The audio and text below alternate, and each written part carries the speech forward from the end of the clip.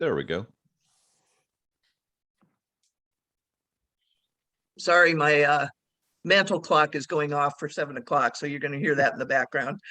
For those of you that might be interested, we had sent out an information piece on the program that Altadena Heritage was doing earlier this week about the restoration of the gravesite for Owen Brown. And in conjunction with that, the Altadena Heritage Group is doing a short family-friendly hike on this Saturday at 9 o'clock to go up the trailhead to visit the restored gravesite.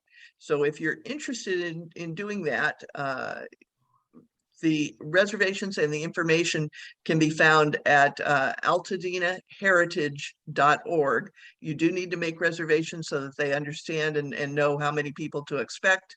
And I think on the reservation sheet, it asks you if you have any children so that they can tailor the hike for the audience that they're going to have. So we would encourage you to do that. And we'll certainly be having more information coming from Altadena Heritage about the Owen Brown gravesite. Nick, back to you. Yes, and I want to say that I have taken that hike recently because we had an event up there President's Day weekend, and it is not a super difficult hike, but be aware that it is a narrow trail, and I personally would not take very young children up that trail. But while a bunch of us were up there, two boys that were about, I would say 8 or 9 years old, had hiked up on their own with a dog. So it's not a difficult hike. Just be aware that it is a narrow trail.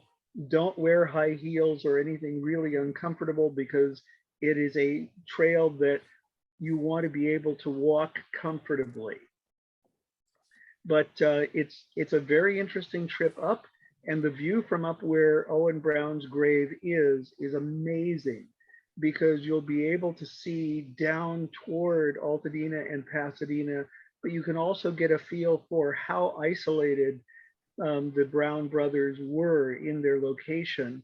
And I think I figured out where their cabin would have been from that grave based on what we were able to see up there.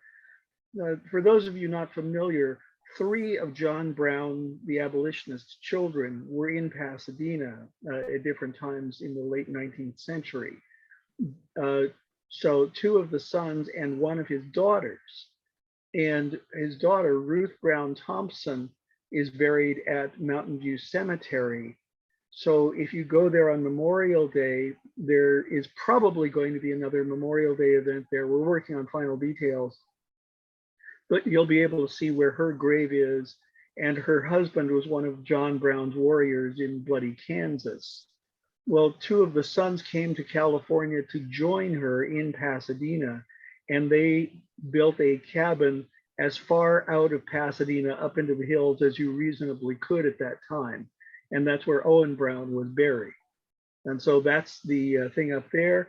The event that Altadena Heritage held was to make some announcements, but the land up there is basically being put into trust so that it will be accessible permanently to the public if you're willing to hike up that hill. And that's a very important step. But the other thing is there's going to be a plaque installed at the Mountain View Mausoleum honoring Owen Brown and mentioning the other Brown family members. So that's going to be happening, I would say, sometime this summer. They were hoping it was going to be happening sooner, but apparently it takes a while to get a bronze plaque made. So that's going to be happening in the near future. And Altadena Heritage and Altadena Historical Society put on the event just a few days ago to announce this. And one of our own members was one of the speakers at it. So it's going to be an interesting little while, but we'll be making announcements about when the plaque goes up and other things related to the Brown gravesite.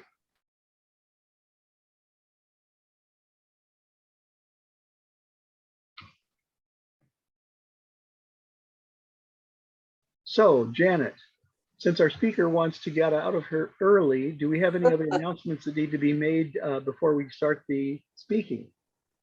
Just if we could have our sister roundtable representative Mike Hoover give a short announcement on their upcoming meeting first week of May, next week? Thank you, Janet. Yes, our meeting is going to be on May the 4th. It will be a hybrid meeting. It will also be shown to an in-person audience at the Redlands Library at 6:30. The topic is going to be the Meade-Sickles controversy. And our speaker is Rick Davis. He's a retired firefighter captain coming in from Denver. So we look forward to that one.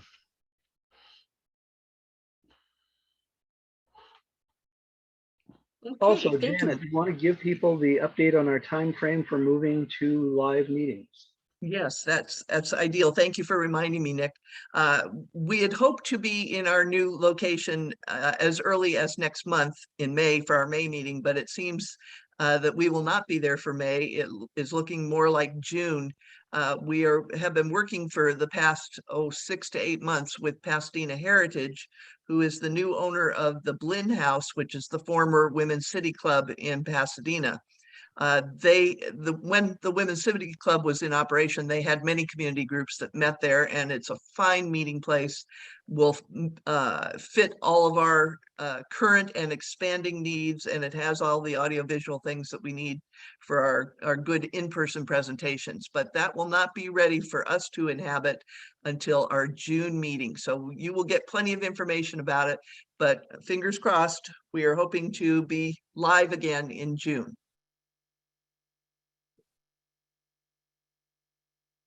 Anything else, Nick?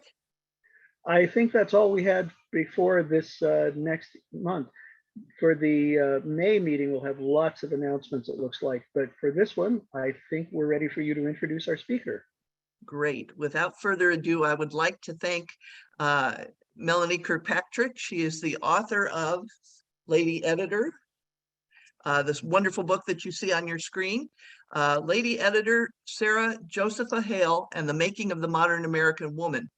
Mrs. Hale was the editor of Godey's Ladies Book, and that was a premier publication during the Civil War years, and certainly in the years and decades leading up to the Civil War. It was very rare in those days to have a woman editor for a magazine, and if you choose to read the book, you will find out what an amazing life Mrs. Hale had. Melanie Kirkpatrick is a senior fellow at the Hudson Institute and a former deputy editor of the editorial page of the Wall Street Journal. She is the author of the other book you see on your screen, Thanksgiving, the Holiday at the Heart of American Experience, and also a book called Escape from North Korea.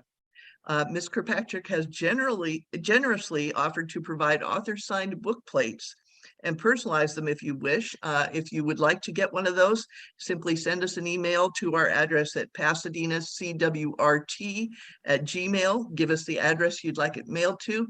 If you can do that within the next few days, I'm going to be sending that notification to Melanie so that she can personalize those book plates for us and send them on to you.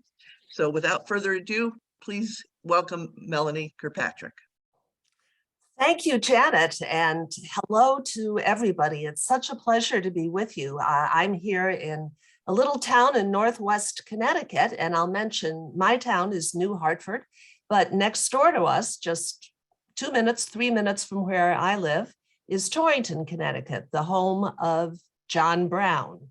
So I think we have a nice little synergy going on here with your coming program on Owen Brown. This evening, I have titled my talk, Mr. Lincoln, Mrs. Hale, and Thanksgiving.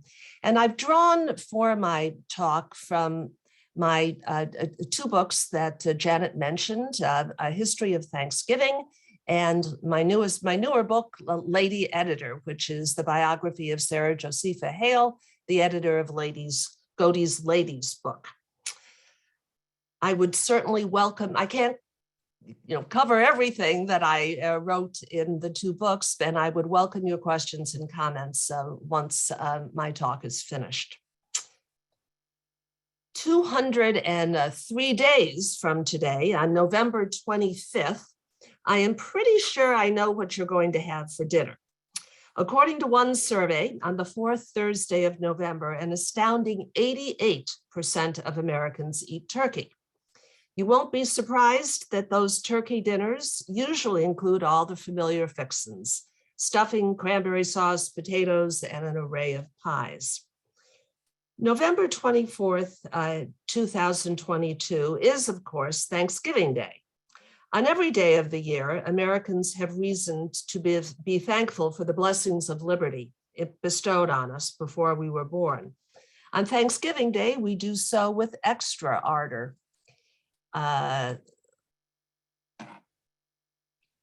Benjamin Franklin called Thanksgiving a day of public felicity, a time to express gratitude for the full enjoyment of liberty, civil and religious. Among our blessings as Americans is Abraham Lincoln, the president who carried us through our greatest national crisis. Lincoln is also the president who inaugurated our national holiday of Thanksgiving. By the time Lincoln became president in 1861, just about every state had established an annual Thanksgiving celebration. But these were local celebrations, not a shared national one. The date for Thanksgiving Day was set by the individual governors, who sometimes coordinated but often didn't. The result was that while most states celebrated in November, a few marked the day in September, October, or even early December. There was an amusing saying that if you planned your travel itinerary carefully, you could enjoy a Thanksgiving dinner every week between Election Day and Christmas Day. Lincoln's remarkable decision in 1863 to name a day of national Thanksgiving in the middle of the Civil War created the first in the unbroken string of Thanksgivings that continues to this day. Every president since Lincoln has proclaimed a national day of Thanksgiving. This year will be number 159. Now, I expect you're scratching your heads and wondering, but what about the Pilgrims and the Indians? Didn't the first Thanksgiving take place in Plymouth in 1621, not 1863? The answer is yes, but. We can trace the roots of our modern day holiday to numerous sources, including the three-day harvest feast in 1621 in what is now Plymouth, Mass. Actually, we can go back even farther than 1621. History records days of gratitude called by European explorers in Texas, Florida, Virginia, Maine, and elsewhere. And of course, the original days of gratitude on our continent were those celebrated by Native Americans.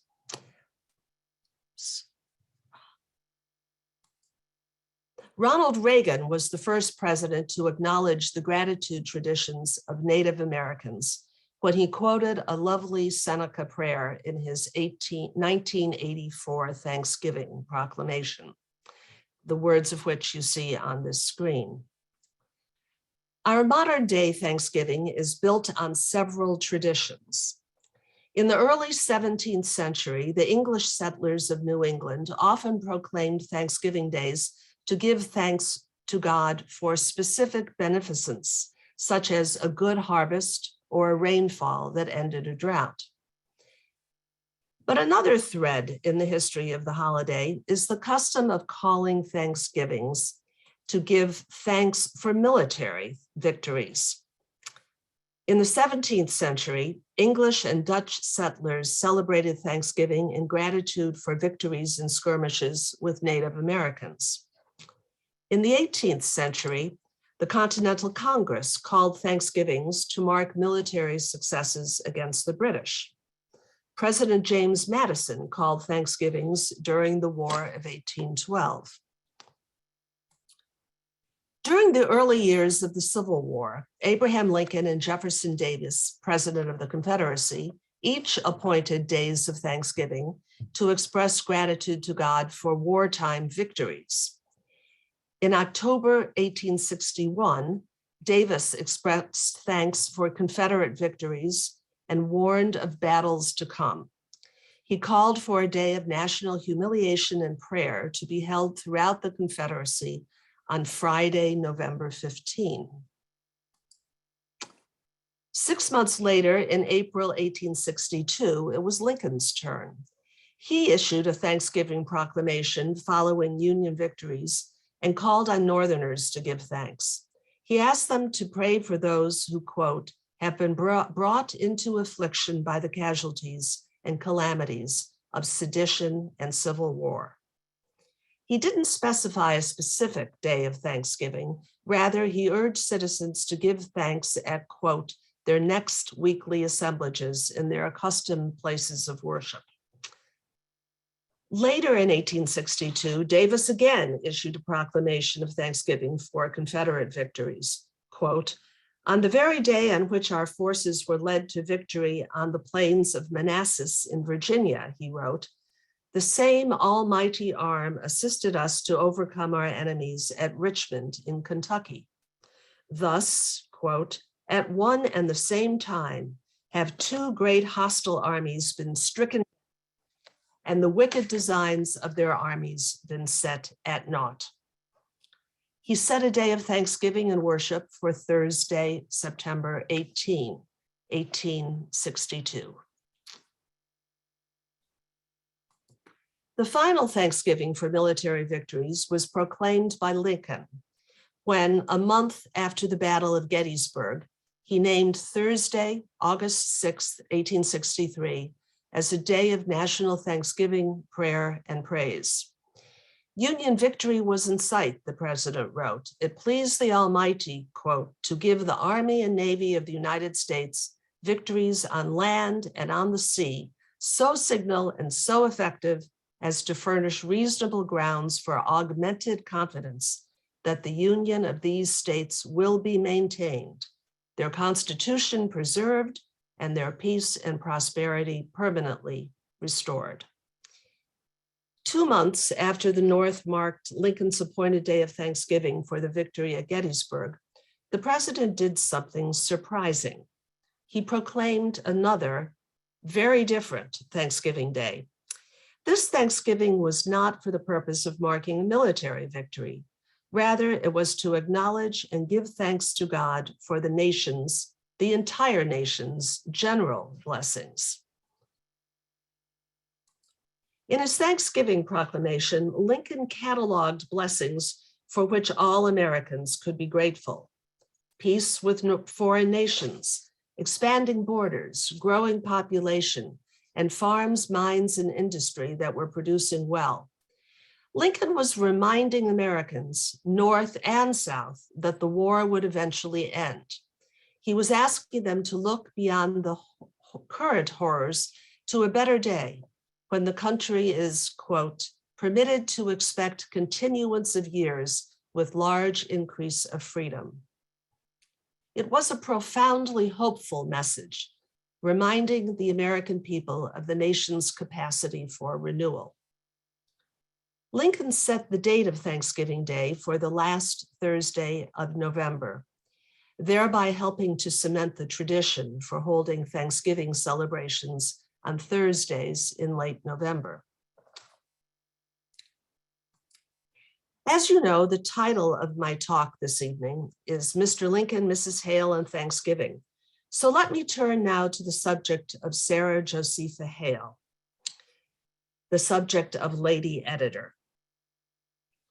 The story of how Thanksgiving became a national holiday is a classic American saga of how one enterprising, hardworking individual with a good idea can have an impact in an open, democratic society.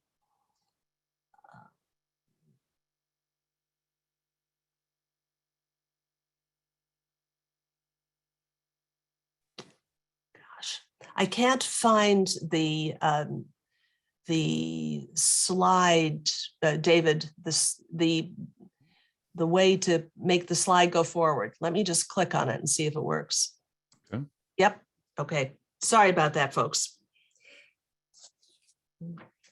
In this case, a penniless young widow and mother of 5 from New Hampshire, subject to all the limitations attached to such a station in life in the early 19th century, rose to become the editor of the most widely circulated magazine of her era, Godey's Lady's Book. She used her powerful editorial position to generate grassroots support for her campaign for a national Thanksgiving and to persuade Lincoln to proclaim one. For this achievement, she's often called the godmother of Thanksgiving. Hale's name won't be found in many books of US history, nor will it be on standard lists of the country's great editors or trailblazing feminists, though she was both. When her name comes up, it is usually in the context of her role in creating our national Thanksgiving holiday, or as author of the children's poem, Mary Had a Little Lamb, which she wrote in 1830. But her accomplishments extend well beyond either of those achievements for which she is best known today. Hale was an author, editor, social reformer, and above all, a relentless advocate of women's advancement, especially the right to an education. When she began her editorial career in 1828, half of American women were illiterate, and no institution of higher education admitted women.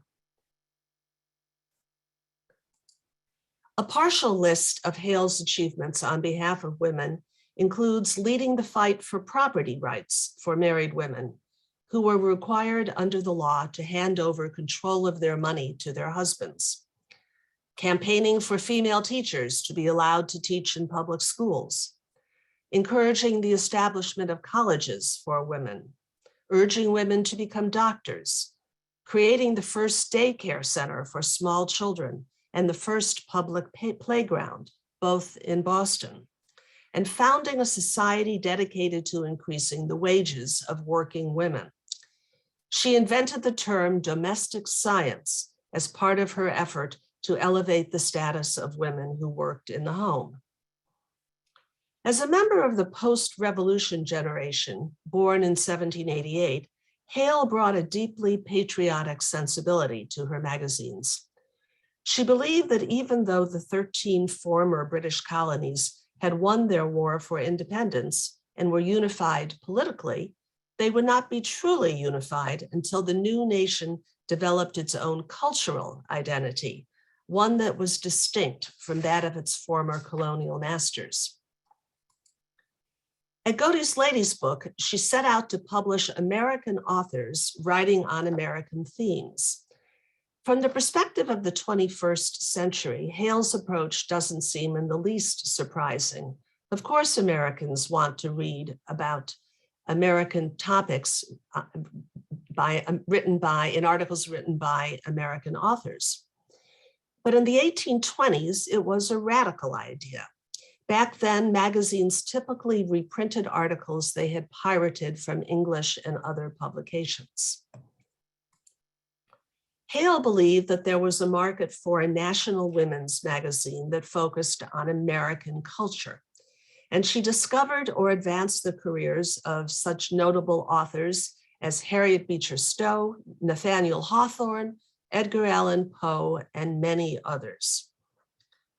Her interest in American culture extended not just to literature, but to everyday aspects of American life: food, fashion, manners, health, running a household.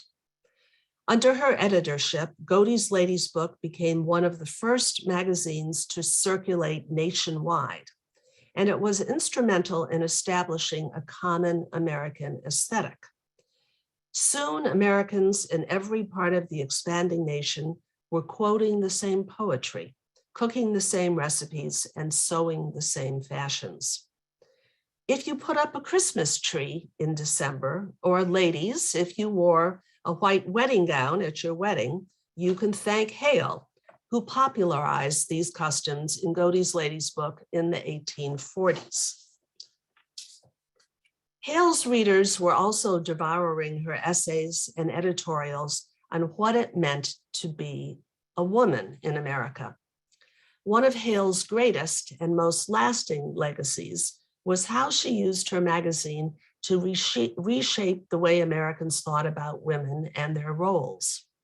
From her perch at Godey's Lady's Book, She was the genius presiding over the remarkable advancement and opportunities for American women in the 19th century.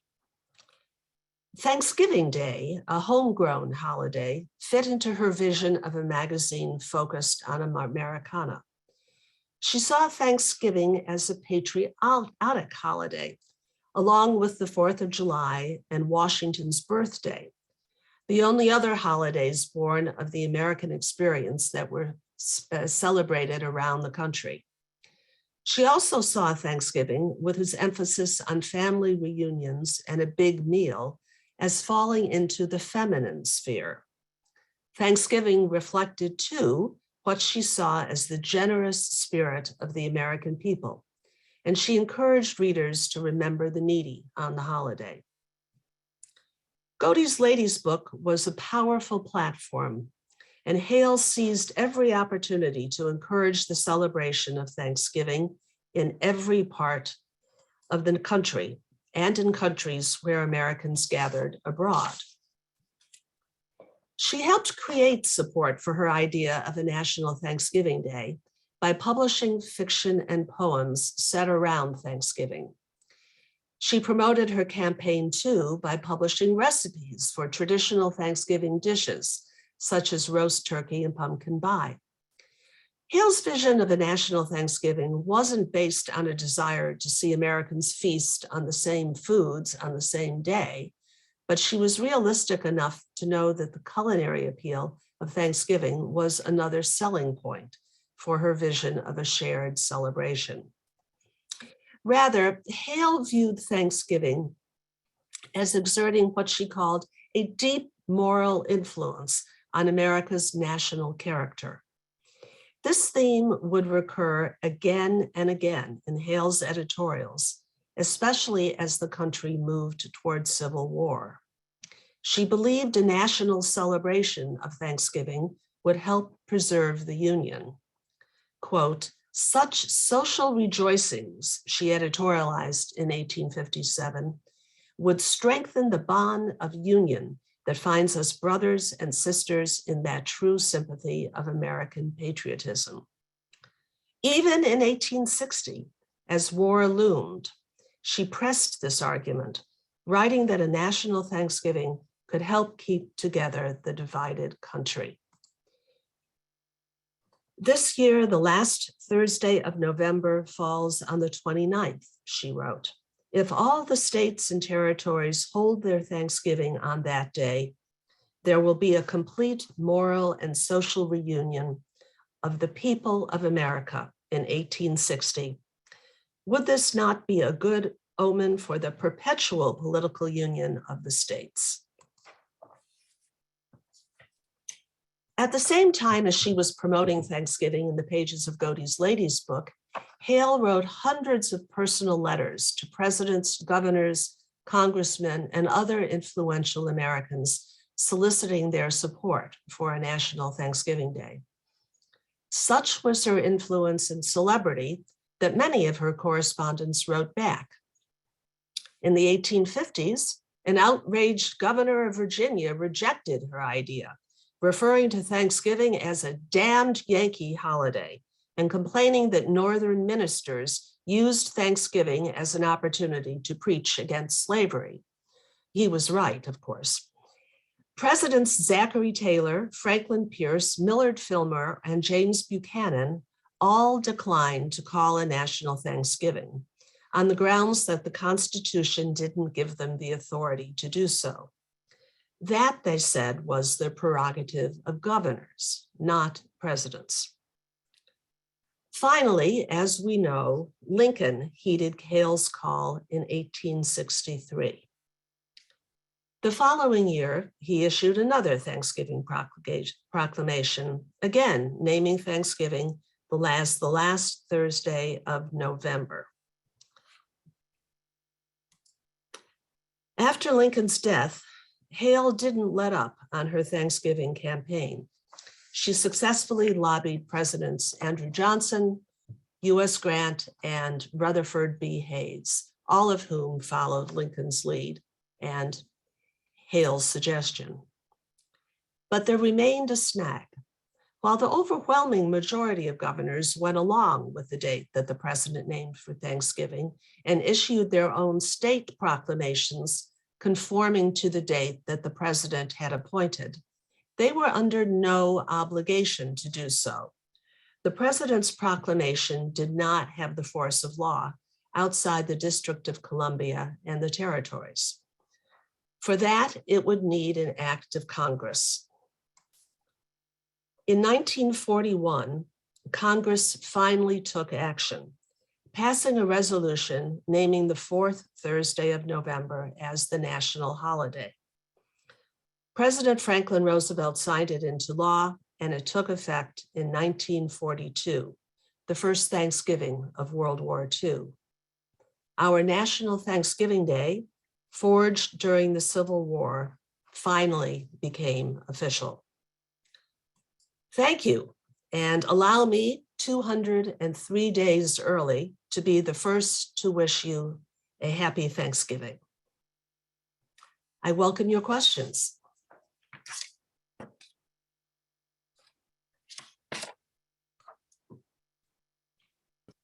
There we go. Let me get myself unmuted and let me give everybody the opportunity to be able to unmute themselves as well.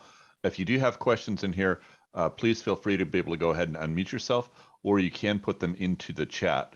While we are waiting on that, I do have a question for you, Melanie. I found it interesting that Jefferson Davis had issued a Thanksgiving notice as well for the South. And in fact, one of the ones that he issued was the day after Antietam, which I thought was an interesting date to choose. Yes. Was it slow to be able to take on in the South after the Civil War because of Lincoln's proclamation for that, or did it catch on across the country? I mean, did the Civil War in the South slow down where it was accepted and where it was not? I guess is the question that I'm looking for. The answer is yes, it was slower to be accepted in the South. Of course, many Southern states had been celebrating Thanksgiving before the Civil War, but after the war, the economy was devastated, which had an impact too on celebrating a festive day with a bounty of food on the table. But it was more, I think, a political statement. It varied state by state. One state, I've forgotten which it was, deliberately chose another day other than the one that the president named to celebrate Thanksgiving one year. But by the end of the century, the country was, for the most part, was celebrating as a unified people. So we're starting to get some comments in the chat or questions in the chat. Question in here from Nick. Are issues of Godey still online or at Accessible Archives? Yes, accessiblearchives.com was indispensable to me in my research on Ladies Editor. It's a marvelous website and has other publications from the 18th and 19th and early 20th century as well. There's a small fee for an individual to join. I think it's $99 a year. But what makes it so useful to a researcher is that it's fully searchable, and you can read the text of the articles, or you can also click on an image of the article so you can actually see how it appeared in print and look at the images that accompany the articles as well. I highly recommend it. It's a wonderful archive. And I'll say that when I wrote my book on Thanksgiving, Accessible Archives didn't have or wasn't in existence, or maybe I didn't find it, but it's very hard to find and I'm not sure any website has a complete edition of Godey's Ladies book. The various libraries I looked at would have a near complete connection, but certainly none with the features that Accessible Archives offers. Next question is actually from Janet. She says, several years ago, while on a tour of the Confederate White House in Richmond, I noticed that there was a display of a copy of Godey's Lady's Book in the parlor. While your book indicates that 30% of the subscriptions before the war were Southerners, would Verena Davis have been likely to have had or been able to procure a copy of this Northern publication in her home? No, because mail was stopped between North and South during the war. And there might be somebody here tonight who knows more about that than I do. But as you mentioned, 30% of Godey's readership was in the South. And this was one reason that during the Civil War, you could read Godey's Lady's Book and have a hard time knowing that the war was taking place. There were certainly indications, if you looked hard, there were indications. For example, short stories that were set during the war appeared in Godey's Lady's Book, but they didn't tell you whether the story was set in the South or the North. There were occasional mentions of, after the Battle of Gettysburg, for example, there was a mention kind of in passing. And Hale herself, and I think, and I criticize her for this, during the war, didn't write about the women in the North, especially, who were doing things that they hadn't done before. Hale had been editorializing for decades about greater roles for women and wanting them to enter the medical profession or other teaching and other professions, doctors. She wanted women to be doctors. But when there were women doing stuff like that during the Civil War, you think she would have written about it, but she didn't. And in fact, she complained in a letter I found to one of her friends, that there were all these fairs, women's fairs going on to raise money and goods for the war effort. And she really hated it. Next question in here. When did the majority of Americans start eating turkey for Thanksgiving? Sometime in the 19th century, I think. Though if you go back to the 18th century, there is a mention of Thanksgiving in lots of places, a mention of turkey, pardon me, but it's often not the prominent meat at the meal. Even one of the two first-person accounts of the Thanksgiving in 1621, one of them mentions turkey, but again, not as the main staple of the meal. But sometime in the 19th century, turkey became more available, and I think that was one reason that it took off.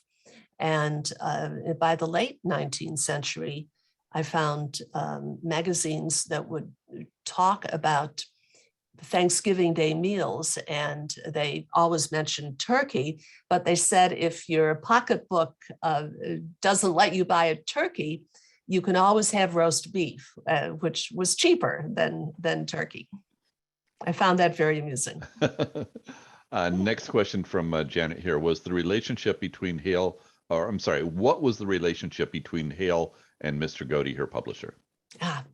Well, they had great respect for each other, and they worked together for 40 years.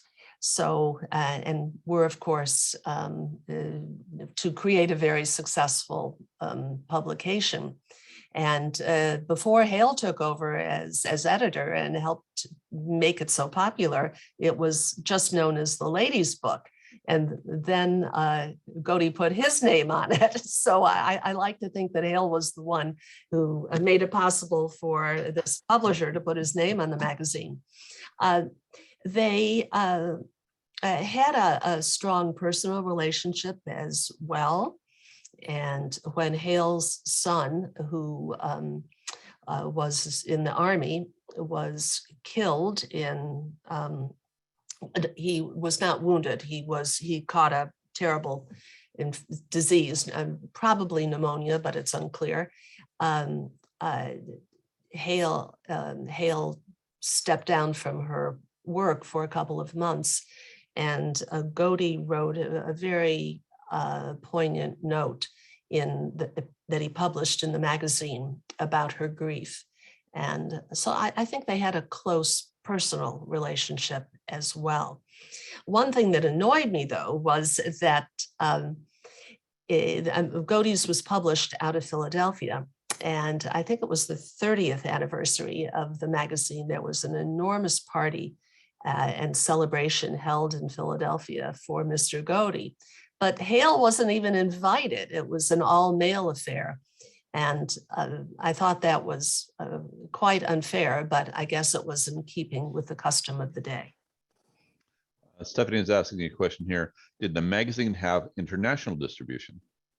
Not officially, Stephanie, but it was clear that magazines made their way to Americans abroad.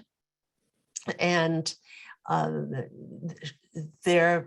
also Hale would publish accounts of Americans who celebrated the holiday overseas. And I guess that meant they read the magazine because they wrote to her about how they celebrated the holiday. Next question from John and Rosemary. Is it true that Eviction Day, the day that the British left New York, was replaced by Thanksgiving Day? I've never heard that. So I've never heard that. There might have been a Thanksgiving Day held. I'm just guessing here because I don't know that, because it would have been a good reason to give thanks. Next question here. Can you speak a little bit more about the concept of separate spheres, whether Godey's latest book contributed to a sense of empowerment among American women, and whether Sarah Hale supported the 1848 Seneca Falls Women's Rights Convention? That's a lot to handle in one answer, but let me try. Hale and Godey's latest book certainly did, in my reading, support empowerment for women, though I would say empowerment in the context of the 19th century, and perhaps not always matching perfectly with 21st century sensibilities. In terms of the separate realms for men and women, Hale did not support complete division of men and women. Instead, she had a more nuanced view. And she's sometimes contradictory too, I would say. Let me give you one example, and that is about doctors. She very much wanted women to become doctors. She supported Elizabeth Blackwell, who was the first woman to receive a medical degree. And she supported and helped to found women's medical colleges, and actually helped to found at least one of them. So she wanted women to be able to do what men do, that is, learn medicine and practice medicine. At the same time, she thought that women doctors should treat women and children, and that male doctors should treat only men. And this was totally impractical, of course, but that was, she wanted women to she wanted women to have the same opportunities as men, but she didn't always want women to have to work with men. She wanted them to operate separately sometimes. A couple of just comments on here. Ann says, in the Wing House in Roswell, Georgia, I saw a copy. They were careful to be authentic about other objects in there. Donna says, thank you for your interesting presentation. Thank goodness for FDR support and act of Congress. This day is important for all of us to acknowledge our treasures. Certainly, Sarah Hale was a determined and a remarkable woman. Well, let me say something about FDR, if I may. I couldn't tell the whole story here, but in the late 30s, 38, I believe, Franklin Roosevelt did something really foolish. He was usually very astute politically, but he decided to change the date of Thanksgiving. And he changed it from the traditional last Thursday of November to the fourth Thursday of November, or maybe it was the third. It might have been the third, but and he did this because he had the stupid idea that Christmas was coming. It was the Depression, and if Americans had one more week to Christmas shop, it would help boost the economy. Now, this was a dumb idea because Americans didn't have money to spend, extra money to spend. So of course, it was a big failure, but what it did was divide the nation. And half of the American states chose to celebrate on the traditional date, and the other half chose to celebrate on the date that Roosevelt wanted. And this generally fell on Republican versus Democrat lines. And I also should mention that a couple of states, Texas among them, of course, decided to celebrate on both days. So after Texas thinks big. So after 3 years of this very annoying division of dates, Roosevelt gave up the idea and announced that he was going to return to the original date in 1942. But in the interim, Congress passed the resolution making it official. Another question on here, was Sarah Hale and Nathan Hale related? No, they were not. There were lots of Hales in New England. Nathan Hale was from Connecticut, and Sarah Hale's parents were from Connecticut, and she would visit her grandparents in Connecticut at least once, but the two families were not related.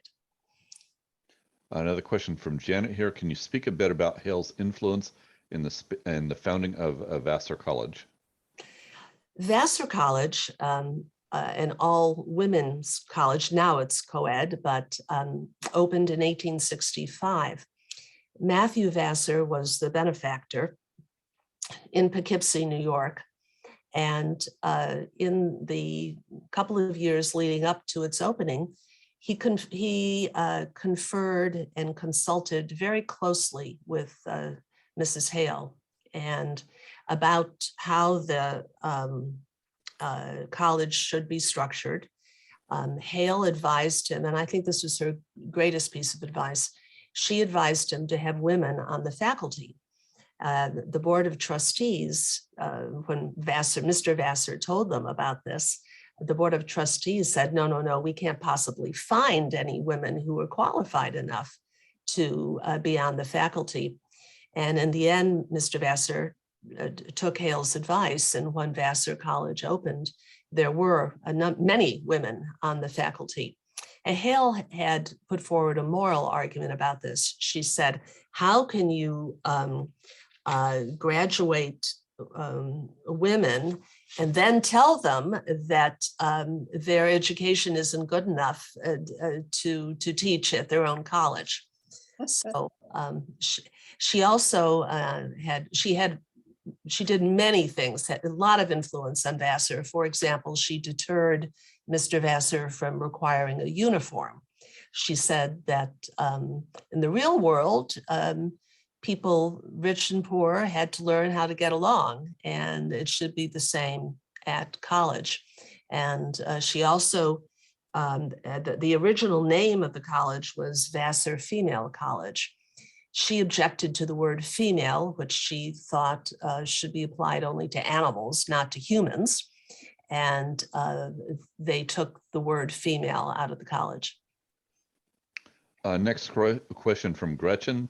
What was the real reason that several presidents opposed the day of Thanksgiving?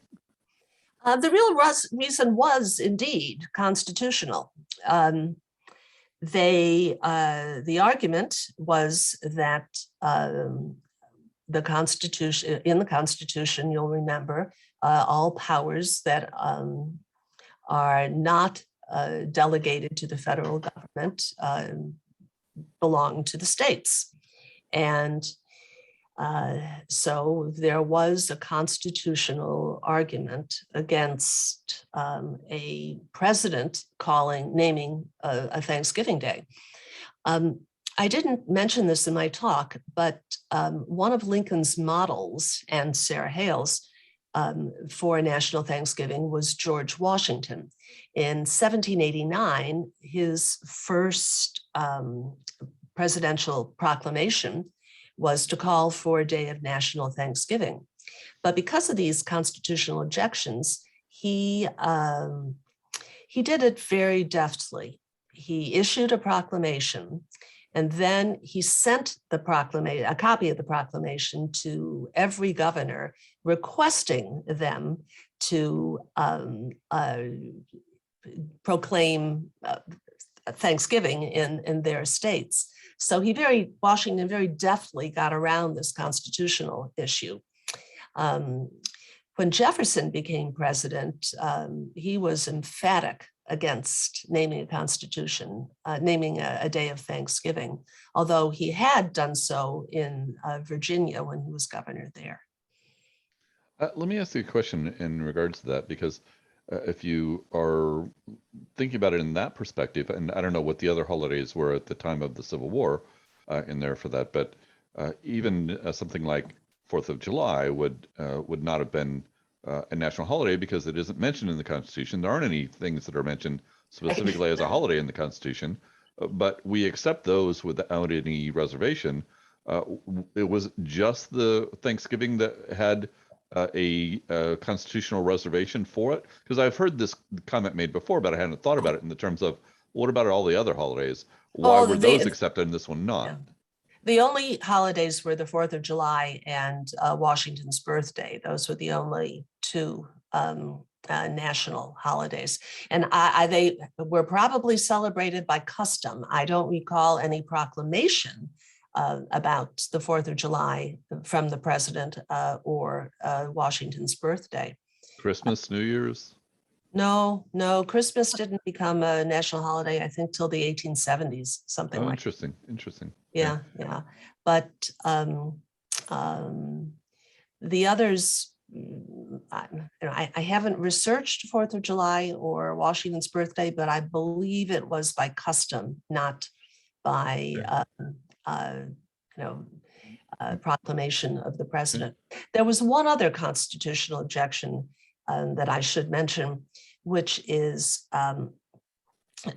some people objected to a president calling a National Thanksgiving Day because they saw it as a religious holiday, and the First Amendment prohibits any interference on First Amendment grounds, I should say. Now, when Washington issued his proclamation, the Bill of Rights had not yet been ratified, but the Congress had recently debated the First Amendment. So that objection was, I think, in the forefront of the minds of several members of Congress. I should say that the request to Washington to issue a Thanksgiving proclamation was passed by a majority vote, though the breakdown has not been recorded.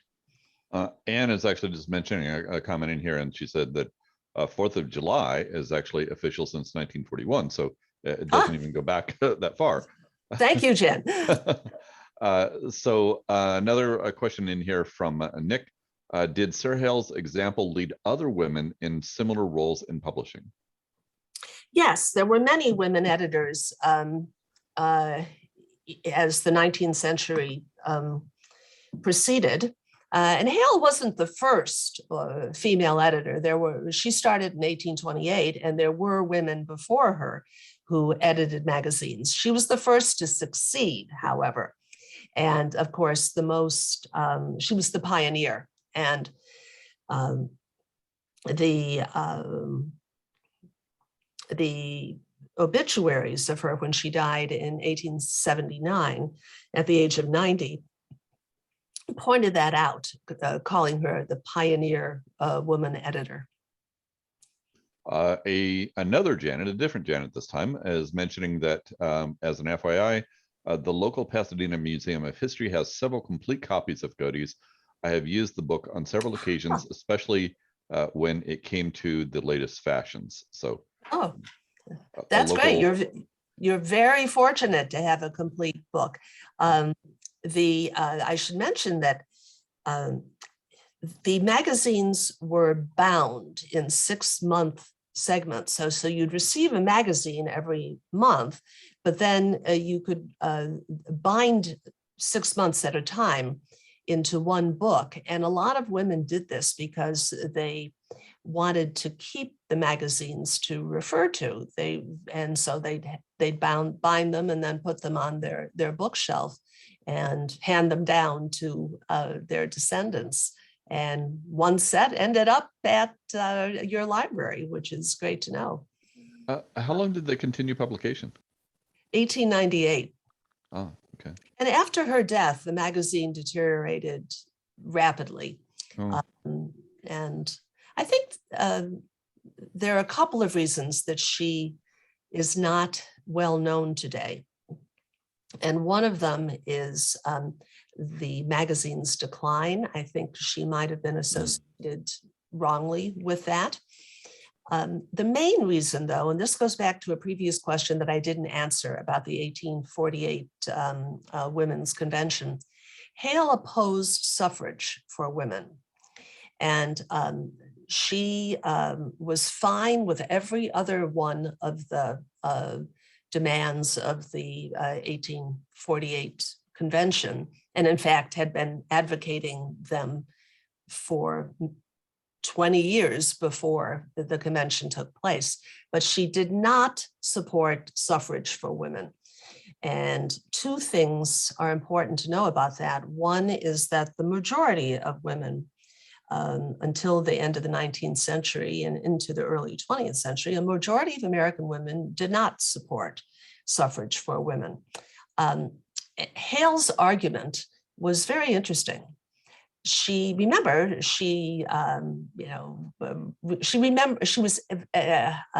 not a Jacksonian. She did not approve of a lot of what he did. Andrew Jackson did. But her argument was that politics was a dirty business. And who can argue with that? But she thought women were of a higher moral order than men, and that they would have a greater impact on the political discourse if they advised the men in their life privately and held them to a higher standard than perhaps the standard of the politicking of the day. So at the end of her life, though, she advocated women going on school boards, and I like to think that that might have been the beginning of a change of heart. If she had, lived another 90 years, she would have come around. Let's see, we've got a few other comments in here for that. Richard says that Christmas was declared as a federal holiday in 1870. Thomas is mentioning that Huntington shows in their rare book collection of Godey's in there for that. So Huntington Library, I guess, is another source for that. Yeah. May I say something about the Huntington Library? I had a wonderful experience with them. I kind of randomly wrote them asking if they had any Hale letters. I hadn't found any in their online listing of holdings on their online catalog. And the librarian I dealt with, via email said, no, nothing here. And then we got into conversation and he said, well, we still had the old paper card catalog. Let me go and take a look. And it was a real bonanza. He came up with 17 letters, including several from presidents of the United States to Hale. And so I have a very warm feeling in my heart for the Huntington Library. They have a quite extensive and quite comprehensive Civil War collection. So it's a terrific source. And being something that they're local for us here in the Pasadena area, something that certainly we've had the opportunity to be able to attend a number of Civil War seminars there, and a number of things that they focus on in their collection in there for that. So have you had a chance to be able to visit the Huntington and to be able to? No, I've never been there. I hear they have beautiful gardens and collections. And it's actually a terrific place. You can go there just for the Pier Gardens and enjoy it from that standpoint, and you can go there from the historical standpoint without ever stepping foot in the gardens, and really have two completely separate experiences for that. Well, after my experience with a humble librarian, the person who answered the Ask a Librarian function, I wrote to the head of the library saying what had happened and how much I appreciated the young librarian's help. In fact, the last in-person presentation prior to COVID and the lockdowns and everything that my wife and I attended was a Civil War presentation. Janet was there, a number of other people from our roundtable were there for that. It was a Civil War presentation that they had at the Huntington, and then literally it was just days later that they closed everything because of COVID. So looking forward to the opportunity to be able to get back to those. We have a couple of other comments regarding a couple of other mentions about Godey's, and there looks like a couple of other references there for that. That one of them in here is from Thomas, and requested items via Aeon says, and they have a relaxed access requirements for researchers. Check it out. Lucky that they got to help you. So yeah, I think it's commenting again about the one perhaps from the Huntington in there for that. Those are the comments that we currently have. I mean, I certainly welcome additional comments. And again, everybody is welcome to be able to unmute themselves if you want to be able to ask Melanie a question directly. It's been terrific listening to your presentation this evening for that.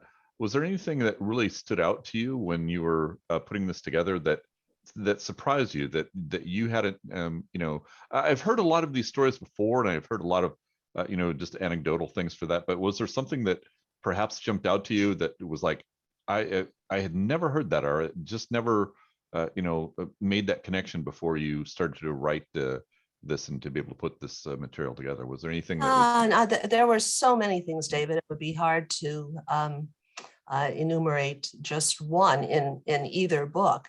But I think the thing that overall, I will say, though, that I had never heard of Sarah Hale before I researched my Thanksgiving book. And as I did so, I became increasingly astonished at her accomplishments in so many realms. And as editor of the most widely read publication in the country, most widely circulated, I should say, because we don't know about readership, although we do know with Godey's that it had a big pass along rate. So the readership was huge. And I thought, why have I never heard of her before? And I really, by writing Lady Editor, I'm trying to make her better known and make her influence better understood. I think she really did change the national conversation about women's roles, and she did many other things too. I'm trying in my own way to bring this lady back to life. She's a fascinating figure. And to me, to think that she did this at the age of 40, she started on her editorial career, incredibly. She was widowed, she had 5 kids, and her goal was to earn enough money to make sure each of her kids had a good education. She also was one of the first women to earn a living through her pen. And she felt very strongly that writers should be compensated for their work. And she and Mr. Godey made the controversial decision in the 1840s to copyright Godey's Ladies book. And they were criticized vehemently for doing this by people who said, no, this, you publish it, it should be free to anybody who wanted to use it. So she also she was one of the leaders of the Bunker Hill Monument in Boston, which was the first national monument, I believe, the first monument to, in an American heritage site.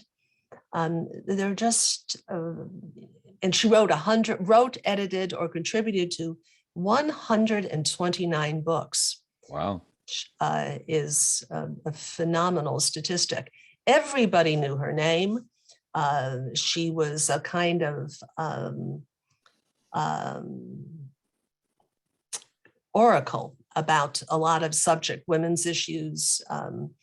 And so you'd read in 19th century newspapers, Mrs. Hale says, and they never said Sarah Josepha Hale, editor of Godey's Ladies book. It was just Mrs. Hale, because they assumed that their readers knew who this important woman was. And I'll close with one of my with a final story, though, if I may, which really amused me as an author. She considered her masterwork a book called Woman's Record. And it really was the first work of women's history. They're biographies of 2,500 women since basically the beginning of time. It was a tremendous piece of research. And it really foreshadowed the women's studies movement in the 20th century. But the book came out and she sent it off to a bunch of famous people like First Lady Sarah Polk. But she wanted Queen Victoria to have a copy.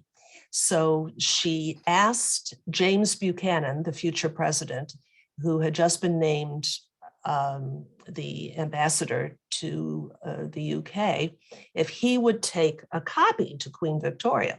Now, it's a measure of Buchanan's respect for her that he said, oh yes, I'll carry a copy to the Queen.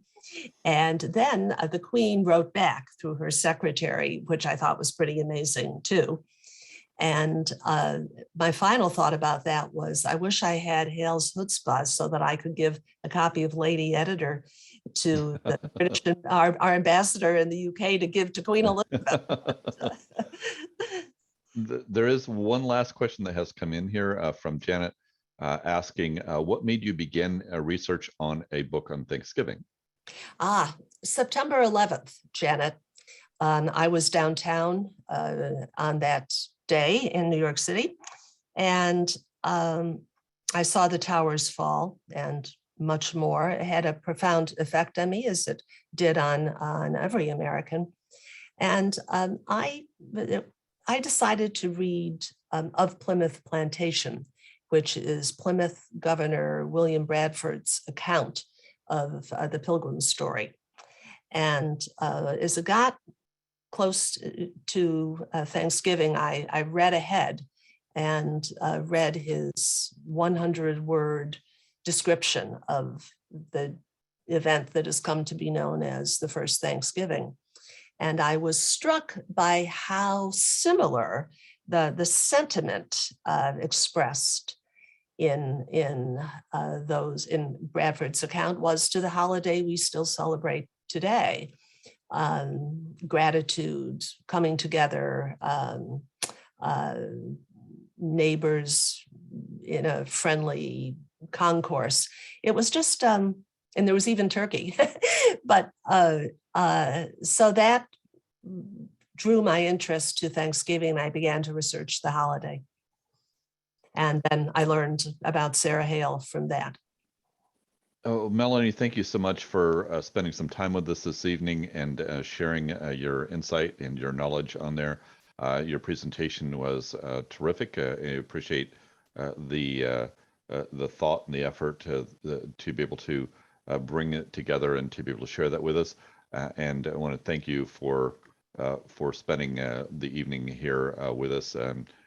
Sorry that we had to keep you up so late, but really appreciate the time that you have here. So thank you everyone for your time here for that.